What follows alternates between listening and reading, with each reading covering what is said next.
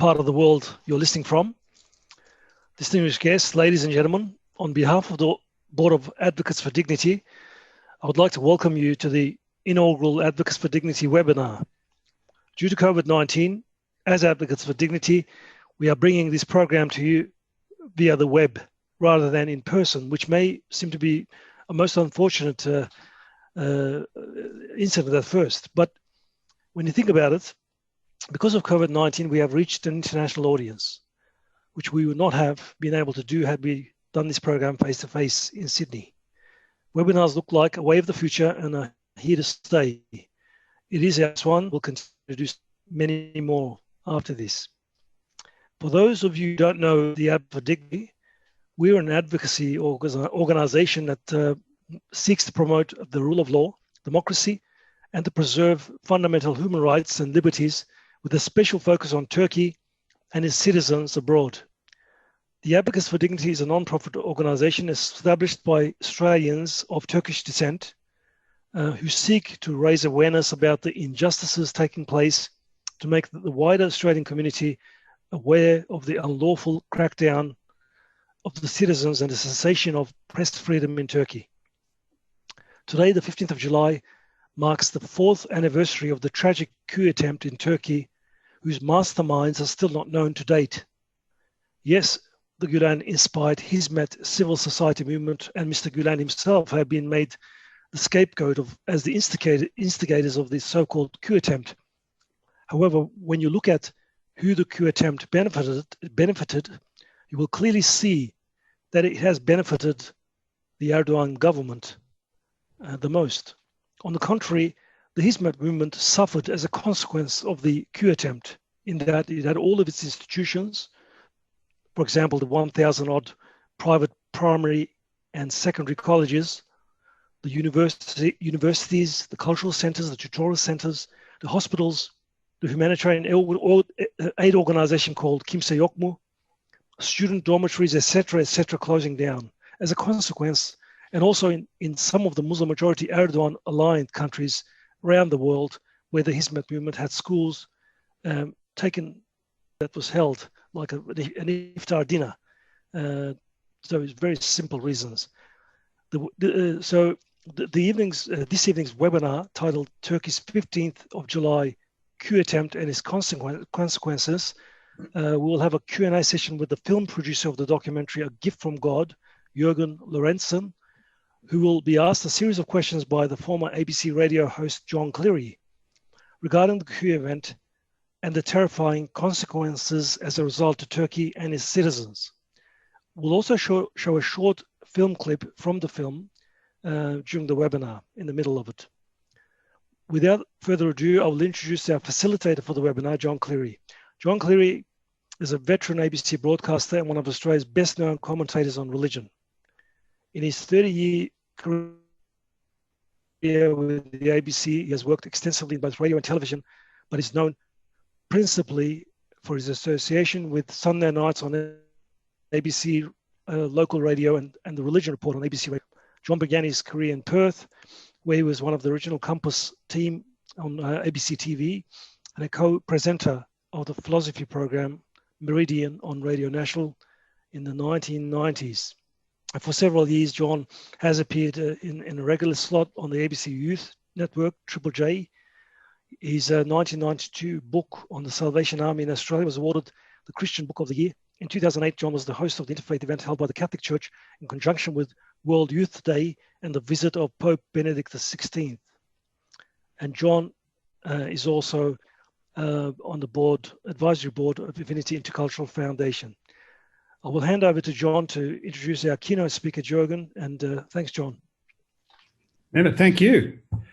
Well, the coup events in Turkey referred to by Mehmet were brought back to us this week in stark contrast for many when the announcement was made by President Erdogan that the great Hagia Sophia, long in its history, founded as a Christian cathedral and then a mosque, and for the best part of the last century has been a public museum. President Erdogan announced that would become once again revert to being a mosque provoking some concern across the world, and particularly among Orthodox Christian communities, the Russian Orthodox and the Greek communities in particular. It brought back into focus many of the events in Turkey, and Jürgen Lorentzen, tonight's filmmaker, is a documentary filmmaker with a distinguished academic career at the University of Oslo, particularly in literature and gender studies. He's a past president of the Norwegian Non-Fiction Writers Association, and just for diversity, in 2008 he was a member of the Norwegian government's New Children's Act committee. He has a long-term interest in gender equity and the prevention of domestic violence. His filmmaking includes, as the producer of K.A.O., a shortlisted for Best Documentary Short at the Oscars in 2017, and as co-producer of Beauty and the Dogs, premiered under Un Certain Regard at Cannes in 2017. Now, I should say, before handing over to Jürgen, that you too can participate in tonight's discussion by sending us questions by Zoom or by using YouTube. Just get on and tap away and we'll put your questions up as they come to us during the program. The film that we're about to speak of, A Gift from God, outlines the events of 2015 in Turkey with a combination of much unseen actuality from the events, descriptions from those caught up in and affected by the moment, and analysis from one or two people who've had a chance to reflect on those events. Jürgen Lorentzen, welcome to this webinar. Thank you, John. It's a pleasure to be here, and I'm very, very happy to have you as my host tonight. Jürgen, I must say, the stunning opening to your documentary with that sweeping vista over the mass rally as President Erdogan recites the words, a phrase that was eerily familiar for those who are familiar with the political history of Europe, almost echoing the words Ein Volk, ein Reich, ein Führer, so familiar to those associated with Nazi Germany, sets the tone that underlies much of your documentary. Here is not a normal civil society movement, despite the thousands that almost were seen in adulation of President Erdogan and his achievements. That moment takes us into a very powerful reflection of the events of that night. Two questions to open. Why that opening? And secondly, you've got, and I'd like you to elaborate on this, some remarkable actuality film for the events of that night, some not seen before. So one, the emotional opening, and second, the actuality and how you came to get it.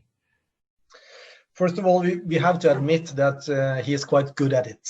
You know, he has learned from history when it comes to how to arrange mass meetings. That's absolutely, you know, he has been for many years now, been training on doing this, you know, gathering people, bussing people in, giving them gifts, giving out flags to wave and caps to wear in the entrances to the places where he is having these mass meetings. And you know, I've seen him coming into to this arena where a lot of people are gathered, and it's like he's coming in like a rock star. You know, he's like walking back and forth on the stage, pointing to people, waving, you know, and it's like a very, very special mass feeling being there. And the way he's meeting his people, you know, the people that support him. But in many ways, they are also paid to be there. We have to be aware of that. You know, they have over the countries they are giving out gifts and goodie bags for people when they're showing up. When it comes to the second part, the opening, it was very clear from the beginning that we had to open with the happening on the Bosporus Bridge, because the bridge over Bosporus has been made to the symbol of the coup attempt. Erdogan made his first year anniversary there, the second year anniversary. He was sort of celebrating the victory of the people and the government on the bridge. And he renamed the bridge, as we know, into the 15th of July bridge. So I thought immediately that we have to start here and we have to find out what happened. What happened actually? We have seen some glimpse on television, and then I started really working detailed with journalists, with people sending me clips from their films. And in the end, I got a long film from one guy that filmed it from like 10 o'clock in the evening, the whole night until 7 o'clock in the morning. And parts of that I cannot use, but it reveals even worse things that I have shown you. And when you look at it from 9 o'clock in the evening until 7 o'clock in the morning, you see that the story here is quite different, you know. First of all, I have seen that they are some of the soldiers are shooting with rubber bullets. I've seen people are falling down. They're getting up again and getting out of the civil people that are moving out. But I cannot say that they're not shooting sharp. They can also shoot sharp. I'm not sure about that, you know. And I've also seen that the cannons are shooting, but I cannot see that people are falling because of that. So the amount of deaths and how they were killed is also unclear. And I've also very clearly shown clips that Sadat, his Erdogan's private army, we can say, they were there and they were regulating the masses and sending the masses in and out. So a lot of things here are arranged, and there are still things that we need to tell that we haven't told about what happened on that bridge. What was remarkable to me is that some of the material you showed is unarguable. That is, the group of soldiers who were on the bridge was a small group, maybe a platoon or a couple of platoons, and they were not more than 50 people, not more than 50, and they were not soldiers, they were cadets, you know, with a couple of officers.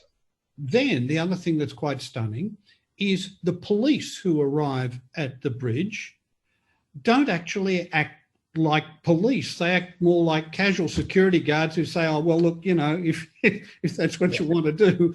As a crowd arrives, and that crowd seems to be prepared for what they're going to face. That's for anybody who's been to Istanbul, that is a very long bridge. And to get a crowd like that walking across the bridge that big to confront a very small group of soldiers, it almost, it has the immediate effect of something that has been put together quite clearly. You can tell that this is not a coup in any sense of the word. It's a gathering of few soldiers on the bridge who then get the police allow them to go and be attacked by a mob, and some of them quite violently.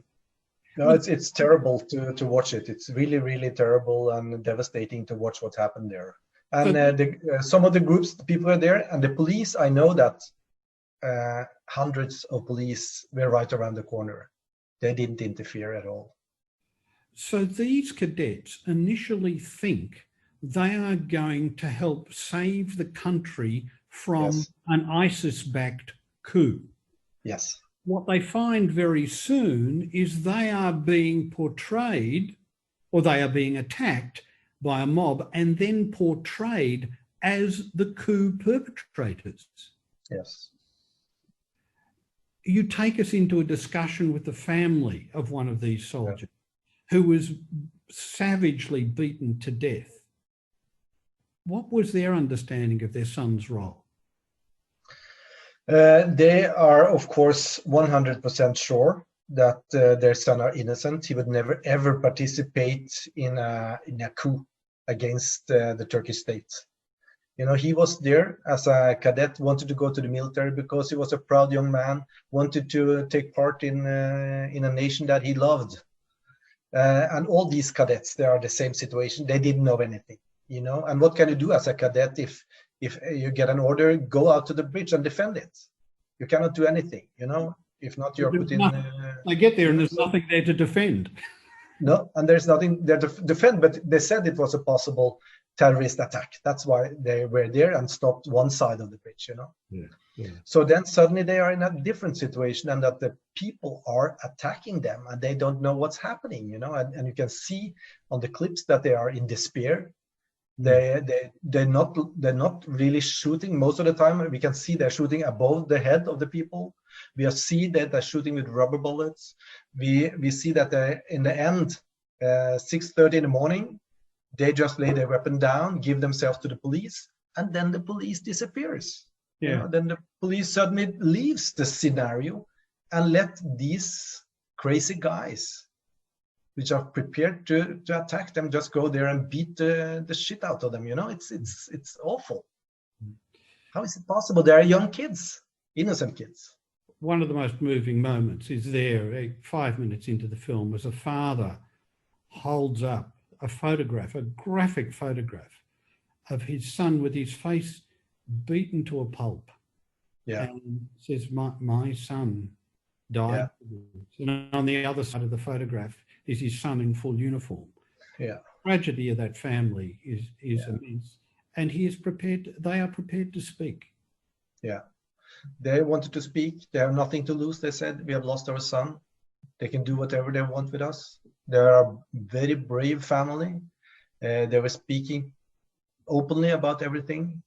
And they're speaking also in Turkish news about it. And they want to follow the case because they want to know what really happened with my son. You know, so they want to go to the European Court of Human Rights with a case. And I think we all should support them doing that, because it will be also a case that will open up what is happening with all the others. Let me go quickly through the other two major events of that night that you focus on. One is the strange actions of the Navy. As the Navy are also alerted that there's a potential coup and their ships are ordered out to sea. But when they get out to sea, all they're instructed to do is sail around in circles, while the Admiral in charge of the Navy all of a sudden disappears for 4 hours. He says he was sitting in his car somewhere. Yeah, he said that in his when he's witnessing in a court case, he is telling what he was doing. So he's telling it himself openly that he was sitting in his car at a parking lot on the European side of Istanbul and waiting. For what? And it's quite amazing when all these ships are out sailing. And the captains, they don't know what to do. You know, what are we going to do? And I've spoken to several of the ship commanders, and they said that they were basically thinking about their own ship. I have, you know, as a ship commander, you have one obligation: you have to take care of your ship and your people on the boat. So they were sailing around, and when I got access, you know, as a journalist, this is really interesting. When I got access to all the movements of the Turkish Navy, and when I saw these movements back and forth and around, you know, I didn't know if I should laugh or cry. You know, what's happening here? So those movements make total chaos. Those movements make no sense to the sailors. The sailors eventually the next morning get back to port. The Admiral all of a sudden reappears. And then many of them find themselves arrested. Yeah. And they didn't know. I don't know. They arrested some of them, you know, and they arrested more during the next days to come. But they didn't know, why do they arrest him and not me? Or what's going on here?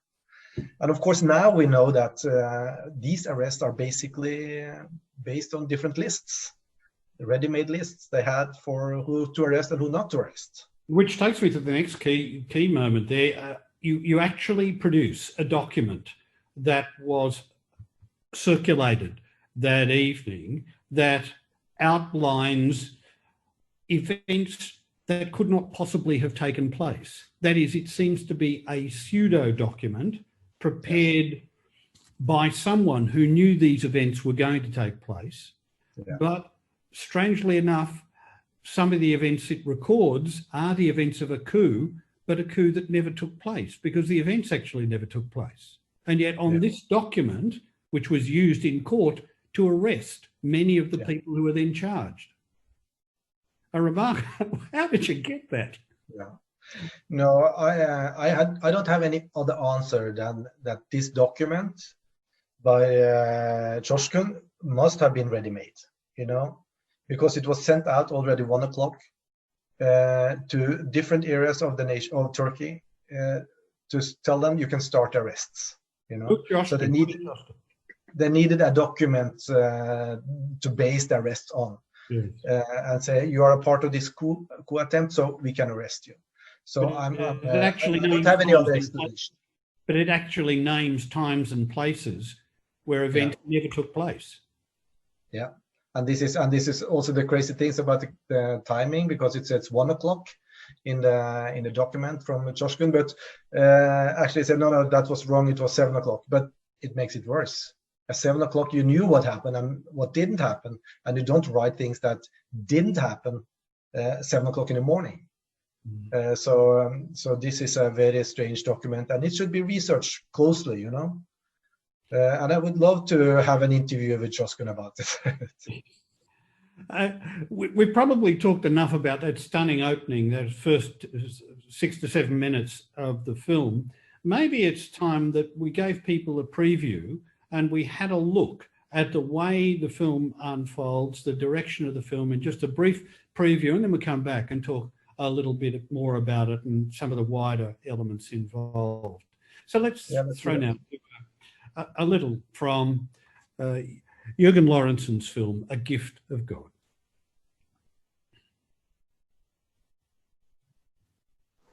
Adli tıptan bu şekilde linç edilmiş halde adli tıptan aldım. Ben oğlumu bu şekilde teslim etmedim. 4 tanesini öldürdük. 4'ünü öldürdük. Daha 5'inciye geldik. The coup attempt gave Erdogan almost complete power. Türkiye'nin gittiği yön bir diktatörlüktür. Dinci bir diktatörlüktür. İslamik bir diktatörlüktür. Faşizan bir diktatörlüktür. He is the new red line. You cannot say anything against him. I mean, what are you going to do? If they want to arrest you, they'll arrest you, basically. On the very night that the coup attempt unfolded, the mass arrests began. Ama geri dönerken ya yakalanacak mıyım, tutuklanacak mıyım? Çünkü herhangi hatalı bir şey yapmadım. Tamamen bir sivil soykırım nesnesi. How was it possible to begin arresting people so soon? They have a list, a long list, and it's a purge process. This is not the way you do a coup. So we all knew that this was a little bit fishy from the beginning. For 3 years, we worked intensively to try to understand what really happened. Dolayısıyla Allah'ın lütfu derken kendisi için tarihsel bir fırsatın ortaya çıktığını gördü ve bunu gerçekleştirdi zaten. Now, I am going to tell a different story.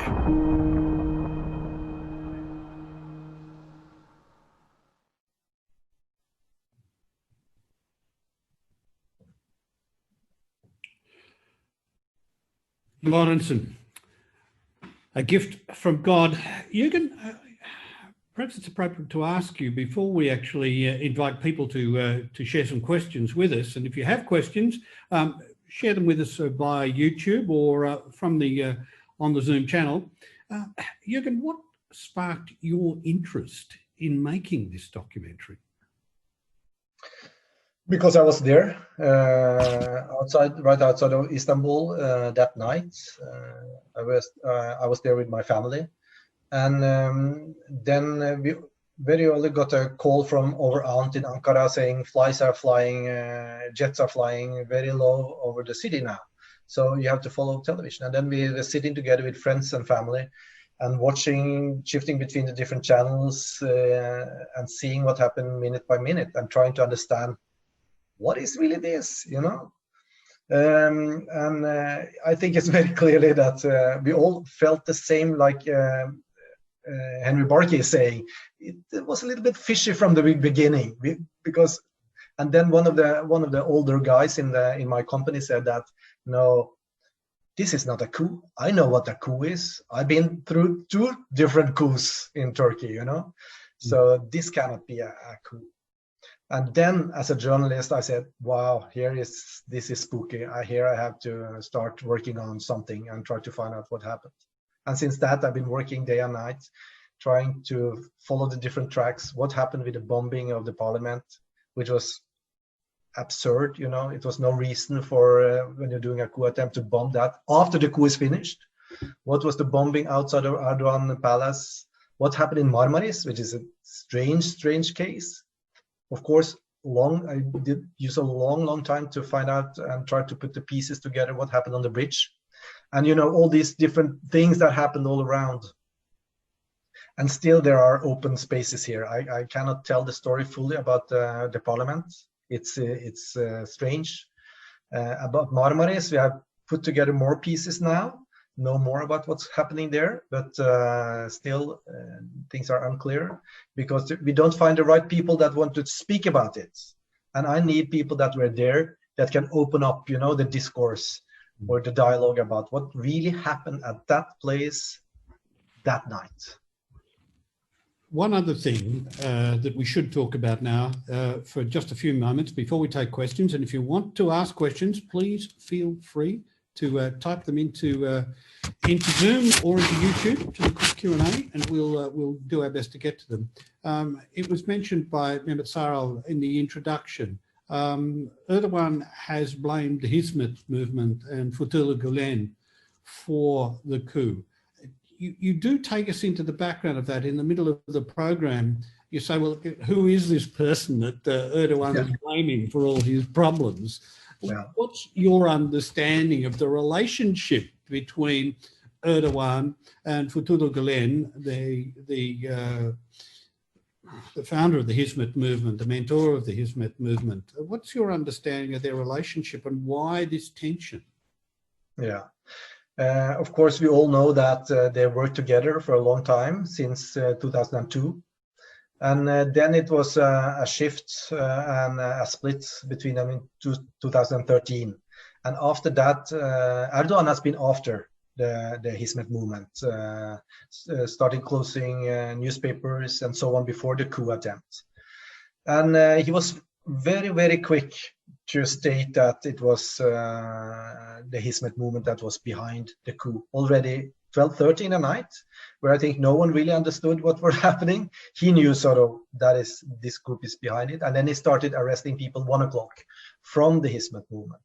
So and the thing here is, which is strange, is that, okay, let us think that some officers related to the Gulen movement, they were behind the coup.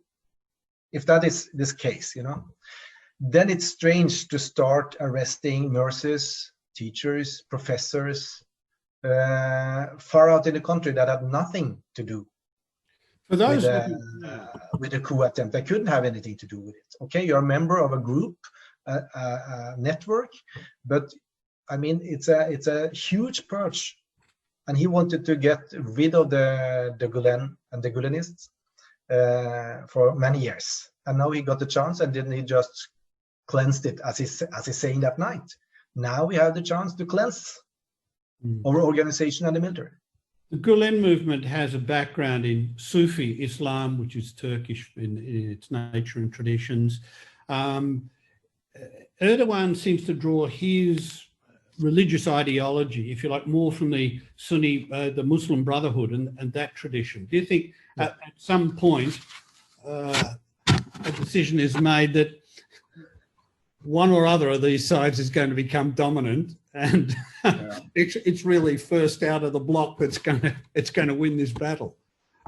It can perhaps looks like that from a certain point of view, but if you focus on Erdogan in this case, we know from early on that he's a very, very smart power politician. He knows how to use power. He knows how to put one group against another group, and then use them all in his interests. And he has been surviving so many situations because of this, and huge amount of corruption has been going on for years, and people know about it, but he's covering it up with different situations and happenings. And was it perhaps the trigger that when the members of Gulen's movement, some of them began to say, hang on, there are a couple of corruption issues here that had to be dealt with, that at that time Erdogan decides, okay. Yeah, the so-called 1725 December 2030, then we had sort of the crack was clearly there. It started a little bit earlier than that, but then it was very, very clearly that they were going apart. But for me, it was also important that I started to tried to get information from security services, from NATO, from Norwegian security, from German security, from American security, and all of them said that we have no ideas, that we don't really think that Gulen is behind this, you know. And they stated that very clearly. So when they stated very clearly that they don't think Gulen is behind it, then of course it's opened up a very interesting space for a journalist to find out, so what happened then, you know. And of course, still the international intelligence services, they don't answer on that question. And of course, the differences between these groups is more than religion. It has to do with orientation. That is, the Sufi tradition, the Gulenists are Western oriented. Erdogan is more towards the old Ottoman Caliphate, the Sunni Muslim Brotherhood tradition. Yeah. So you really have a deep fissure there that has to do with the fundamental direction of the nation. Absolutely. As a member of the Brotherhood, you know, he looks in a different direction, and we see also what he's doing the last years is really trying to go for strategic power in the area, to be the Sultan of the whole area. I think it's I think that will be very difficult for him, because he's not very popular, you know, anymore. He was quite popular 10 years ago, but now he's not that popular anymore, you know, by the Arabs or the Iranians or Egypt. You know, he has lost power in Egypt also, so he is not very popular anymore. So I think that's a dream he has, and he's acting crazy because of it, but it's yes, and accessible. And his link with the Russians is not going to be helped by the recent Hagia Sophia affair, because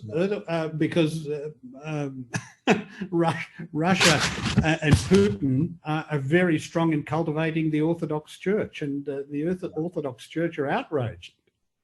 But we have to be clear that whatever Erdogan is doing, and he has been doing that since 2002, is to please his core national audience in Turkey, you know. So he has a good relationship with Putin. He has a good relationship with Trump. He's speaking with both of them back and forth, you know, but everything is to please his audience, in his voters, his core voters in Turkey. So that's why he's doing these things, because, and then he also keeps the focus away from the economical deep crisis Turkey is in. Let's talk about some of the characters that you met. One of the indicators of this fundamental East-West fissure is when you meet some NATO officers, some Turkish NATO officers who are actually in Norway, because they have to become refugees themselves. How did they explain the events? You know, it's interesting to see all this, because the Norwegians are just representatives of all the close to 300 NATO officers that was purged immediately after the coup attempt. They were in Norway when it happened. They have nothing with a coup attempt to do. They were trained by NATO and has been a part of the NATO system for many, many years. And for them, it's impossible to understand really why they were purged in the beginning. And then, of course, they see that what has happened is that all the westernized NATO officers, NATO-related, NATO-trained officers are purged, all of them. And they are replaced by more Eurasian-friendly officers in the military. So, of course, they see this as a shift from west to east and to a closer alliance with Russia. And this has also happened, you know, because it was a deep conflict between Russia and Turkey after the shoot-down of the jet on the border of Syria in December 2015. And then right after the coup attempt, Putin and Erdogan became best friends. And we know that also Russians have been in one way or another involved and been there on the spot, you know, when this happened on the 15th of July. But it's hard. I cannot really tell yet the full story about the Russian involvement here. But for Erdogan, of course, it's good to talk with Putin also. And Putin needs allies. Putin is really in need of good allies. And for him to be an ally with Turkey is wonderful. Then you have direct access to open sea through Bosporus, and it's perfect for Putin. So I can understand that very well. But it was a devastating moment for all these, officers that have been defending and been working for the Turkish nation for their whole life, and suddenly they were just kicked out because of change of tactics in Erdogan's head. The other person, of course, we should have mentioned that you do take the trouble to speak to is the founder of the Hizmet movement, Fethullah Gulen himself. How does he explain his relationship with Erdogan? I think he felt huge despair because of the situation now. And as he says, he feel that he was fooled in a way by the alliance with Erdogan. He's saying that he trusted the guy, he believed in him, but he's saying also that this is a huge mistake, to trust him and believe him and support him and help him, because Erdogan would never ever be in power like he has been since 2002 without the Gulen movement and the support from Hizmet. They were huge helpers for Erdogan's way to power from 2002 and onward. Because for those so I can understand that he is very, very sorry about that now. Yes, for those who don't know, the Gulen movement in Turkey was essentially a civil society movement oriented towards the West and dialogue, and so had a huge impact on the society movement. Yeah. Yeah, but if you go back and start talking about the Ergenekon case and things like that, also members of the Gulen movement were not totally innocent here. They were playing the power game together with Erdogan and arresting top officers, innocent officers in the Ergenekon case. So they have something to work on too when it comes to their history. Let's talk a little more. I've got some questions that have been sent to us. There's a couple of people very interested in this document that lays out there, and the person who provided you with the document, and who he is, and what's his game. Which of the document of Shoshkun, or? Yeah, Shoshkun, I think. Yeah. This document I got from a journalist that has been fleeing the country, and he confirmed the truthfulness of the document by confronting Shoshkun about it, and got a reply that yes, we can confirm the document, but they answered that the timing was wrong. It was not 1 o'clock like it says at night, 1 a.m. in the night, like it says in the document, but it was 7 a.m. in the night. That's their reply to it. And after that, they haven't really replied very much about the documents. Mm-hmm. And it sounds from those who are linked to it that this is, well, almost impossible to be conceived of as anything other than pre-planned. I have to come to that conclusion too, It absolutely seems like, even though we haven't confirmed it, everything points to that conclusion. Why then is Gulen the scapegoat? Is a question again from one of our listeners. We've touched on this briefly, but why do you think Gulen is a particular scapegoat? Because people belonging to the Gulen movement, they were very strong in the judiciary. They had a lot of influence over people in Turkey. They were popular. They had a huge network. And Erdogan, when we come to 2016, he has basically control of the military. He had basically control over the parliament and a lot of the different power institutions in Turkey, but it didn't control the judiciary, and he felt also like they trying to go for him. He was afraid of them also, that they would give more documents that perhaps could take him down. So I think he felt after 2013, December, he felt it was absolutely necessary to find a way to get rid of the Hizmet movement and their influence.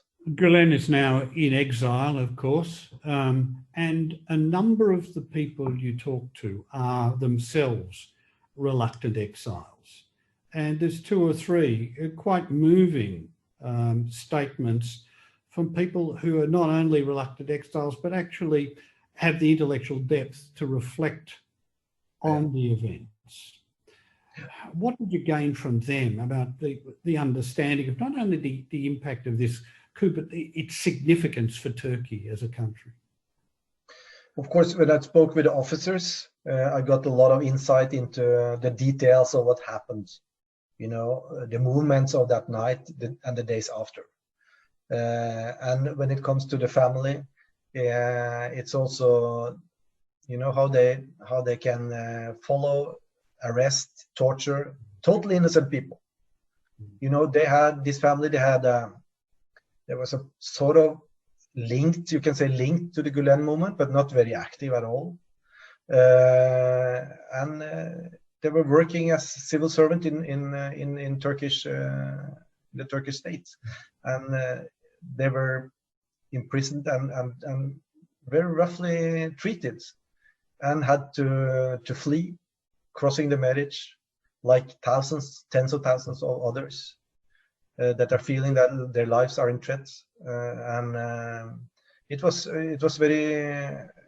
also a way of getting into the feelings and emotions of people in that situation. You know, we got very close to the family and understanding their situation very clearly. So it was a human. They're important to understand the human parts of this. You know, they're single people, they're children that are being purged and treated badly. So I think it's very important to have that part, you know, the human part as a part of when we're talking about strategic and politics and everything.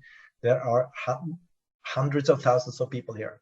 You talk to 1 or 2 academics and intellectuals, but who also have a Turkish background, and you can see it's not just a matter of history for them; it is touching them deeply as well. Yeah. Let's reflect. We've got 1 or 2 other questions which take us back a little way, but it's probably worth asking them. Dorgu Perinček, that the list of arrests that happened straight after the coup was prepared 7 years earlier. And again, it's going to the question of, well, this is more evidence, it seems, that things were planned. But who is Perinček? Explain who he is and his party. It's the Vatan Party, is that it? Vatan Party. Yeah, he's a very interesting guy. Actually, it was really nice meeting him. He was very, very open, very friendly, and talkative. You know, he can say things that others, if they say the same, they will be put in prison immediately. And this makes him an interesting figure. Of course, I know from studying his history that he has a close relationship with Russia and China. So, and I know also that he was setting up meetings between the leadership of AKP, the ruling party, and people from Putin's government during this last 6 months before the coup attempt. So he has a lot of influence. He's very, very central for the relationship with Russia, and he is untouchable. And he can say things about when he don't like what Erdogan is doing. He's saying it, you know. He's saying it clearly, directly out.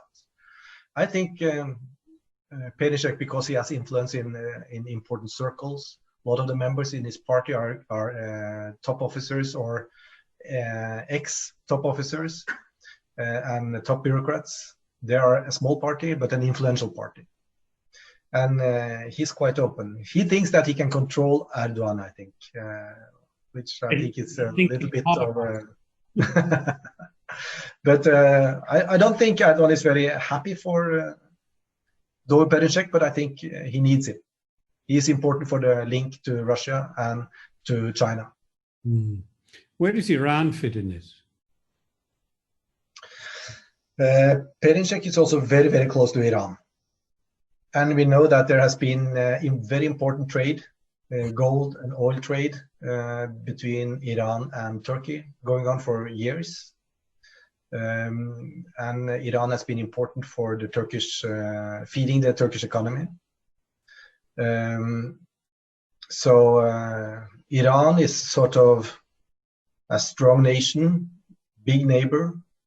And I think Erdogan wants Iran to take part in the creation of the huge Islamic union. So that's why he wants to be close to Iran, and of course it has been important for oil and economy. Let's touch briefly on the wider political implications. You've mentioned the relationship with Russia, and we've just talked about Iran.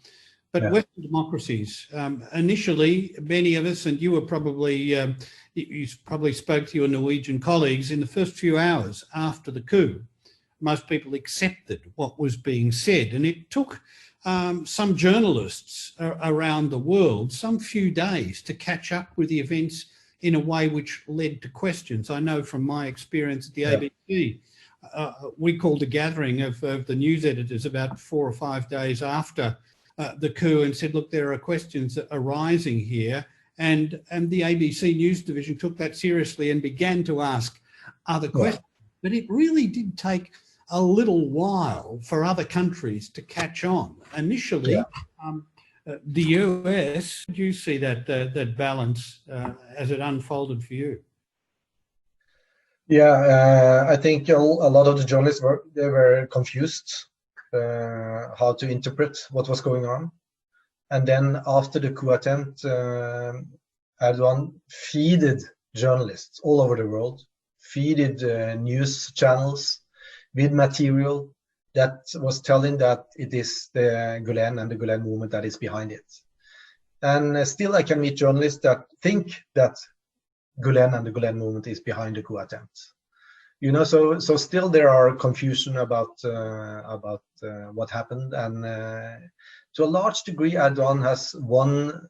I think he has won the war with the media that they sort of believe in, you know, or they don't really care about it very much anymore. And this takes us really to the significance of your document, because I've got a broad interest in the area, not a terribly specific one. I visited Turkey as a tourist, and you know, I've had associations with people of the Hizmet movement and the broader Islamic community in Australia as a journalist in religion. But your documentary seems to be one of the first that says, no, we've got to analyse this from the perspective of those of you around the world who may not know about these events. Absolutely. Do you see that as the key role of this documentary, really, to be one of the first to open up the issue in a broader context? You know, it's two things that I think is important. First of all, of course, to tell the story, what really happened. That Erdogan's story is not the truth about what happened that night and the days after. It's a totally different story that we have to tell, and we have to spread it, and we have to inform people that how is it possible that a guy can do or can just blame someone to grab the total power in a NATO allied country? You know, what is this happening in Spain, you know, or in England or whatever, you know?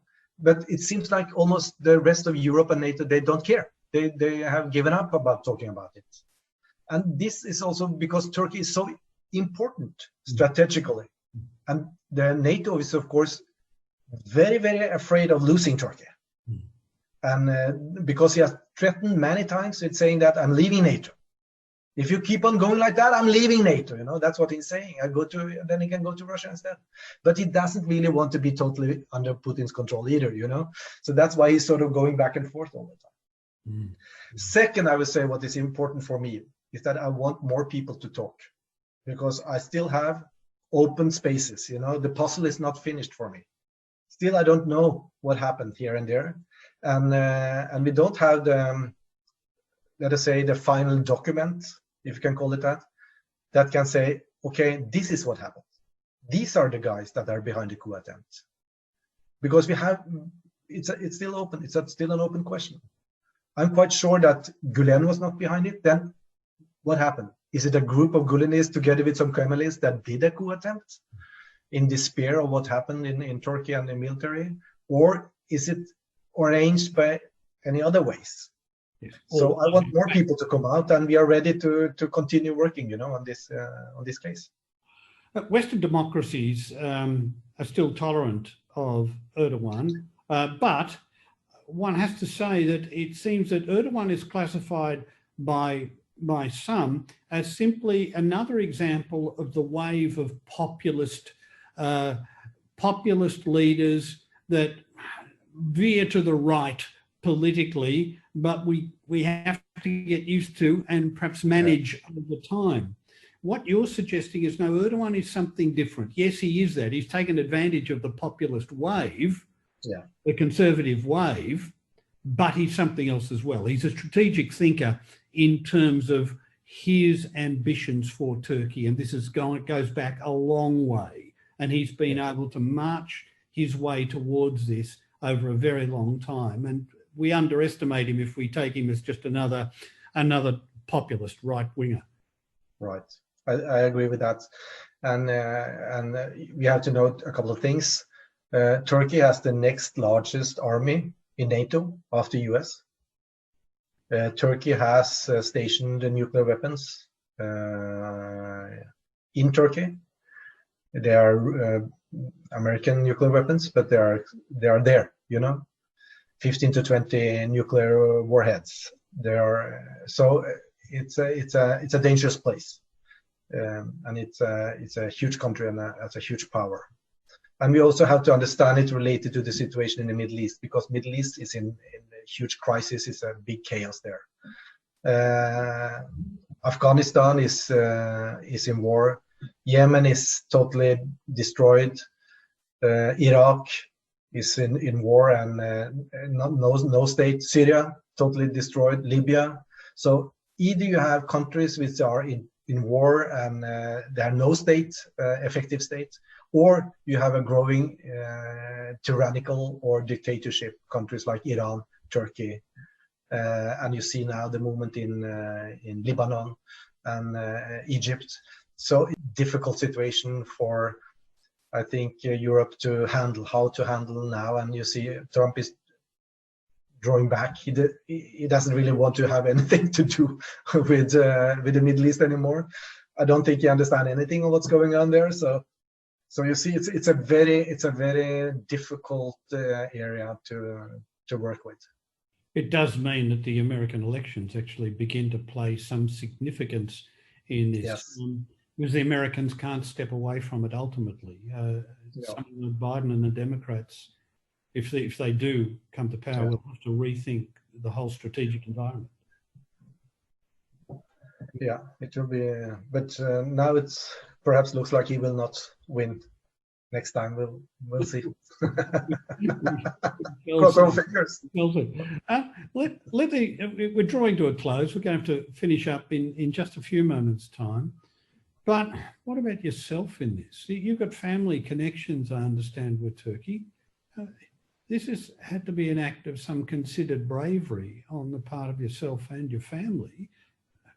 How do you feel about your position at the moment?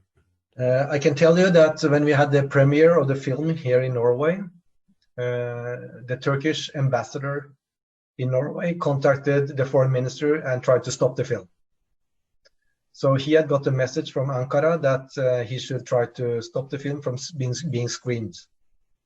Of course, then the foreign ministry of Norway had to sort of teach him a little bit about how democracy works, that it was not a film made by the Norwegian state, so we have freedom of speech, so they couldn't do anything about the screening of the film.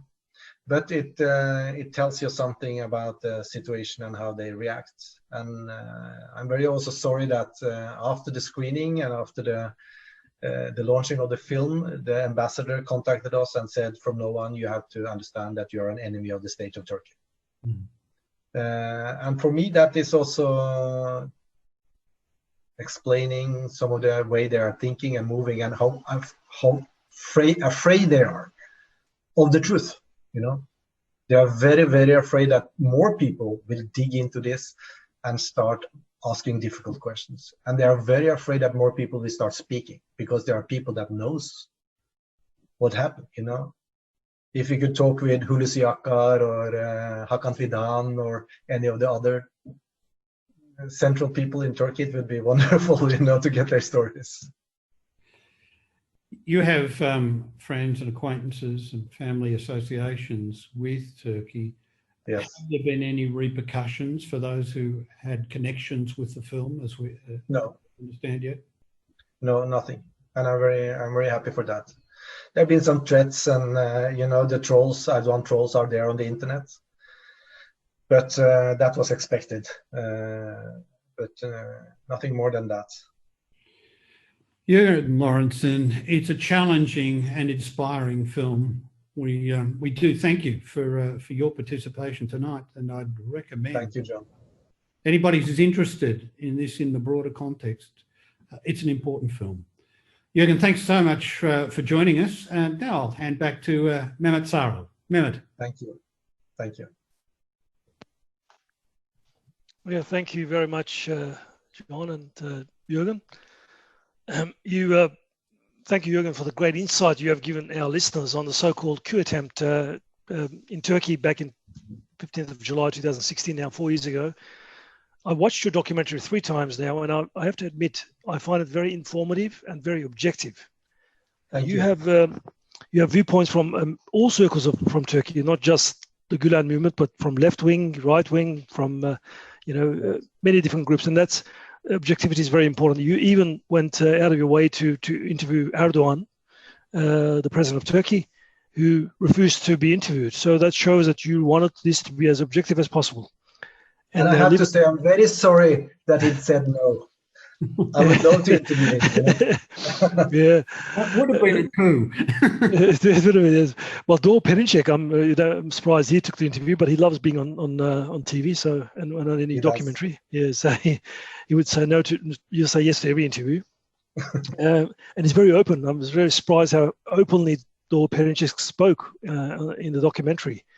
The fact that you have, and John as well, for the background you have given on Turkey and the characters involved and the insightful questions you asked Jørgen, I have to admit it educate our listeners on this topic in a great sense. Thank you for your time, John. It's been great. Pleasure. And as some of you may know, we conducted a gala cinema screening of a documentary film called Erdogan, Dictate His Republic, back in October 2018 in both Sydney and Melbourne. That film was a film that was produced in America by 2 producers who happened to be brothers of Armenian background, but American born, who had an interest in Turkey because their parents were born in Turkey. And they also did a very similar screening. And we actually showed that at cinemas outlets in Sydney and Melbourne. In a similar fashion, towards the end of this year, we want to be hosting a gala cinema screening of the documentary A Gift from God across all major capital cities in Australia, including Sydney, Melbourne, Canberra, Perth, Adelaide, and Brisbane. And we'll also have, hopefully, Jørgen in person with us. So it'll be a huge pleasure. Please watch your say. And Jørgen, hopefully COVID-19 travel restrictions will cease by October, November timeframe, which is our spring in Sydney, in Australia. And we'll love to host you at that time. And finally, I'd like to thank our listeners for taking time from their busy schedule to watch our inaugural webinar, one of many more to come. And I look forward to seeing you at our next event, either virtually or in person. Good night, everyone. Thank you.